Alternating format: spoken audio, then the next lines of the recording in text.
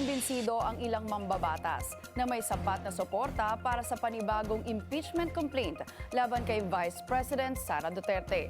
Nagbago na anila ang political dynamics sa Kamara at mas mahirap nang makakuha ng mahigit sa 1/3 na boto ng mga kongresista.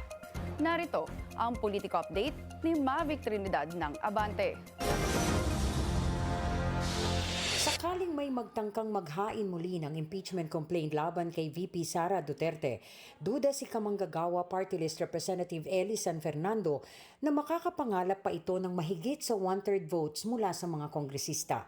Sa panayam ng programang The Spokes ng Billionaire News Channel, sinabi ni San Fernando na malabo nang maibigay ng buong buo ng mga kongresista ang kanilang suporta sa ihahaing complaint laban kay Sara dahil sa bagong political environment sa Kamara.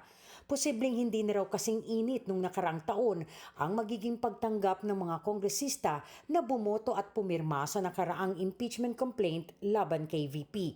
Ang ikatlong mode o ang pagkalap ng mahigit sa 1/3 votes o pirma ang ginamit na paraan ng Kamara noon sa kaso ni VP Sara. Layo ng paraang ito na hindi na maisalang sa Justice Committee at diretso na itong maisumite sa Senado para sa impeachment trial. Mga recent na mga scandals na hinarap ng institution, ay magdadalawang isip yung mga gustong pumirma dito sa impeachment complaint. Whether kay PBBM yan or kay VP Sara.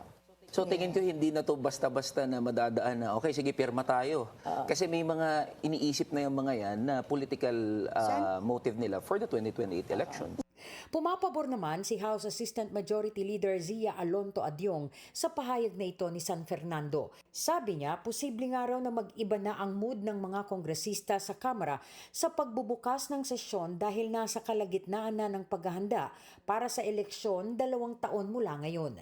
Impeachment man ito laban kay PBBM o VP Sara, naka-mindset na anya ang mga politiko kung kanino sila aangkla sa nalalapit na eleksyon sa 2028. Dagdag pa ng mga mambabatas, posibleng maging abala ang Kamara sa issue ng impeachment pag nagbukas na ang sesyon sa January 26.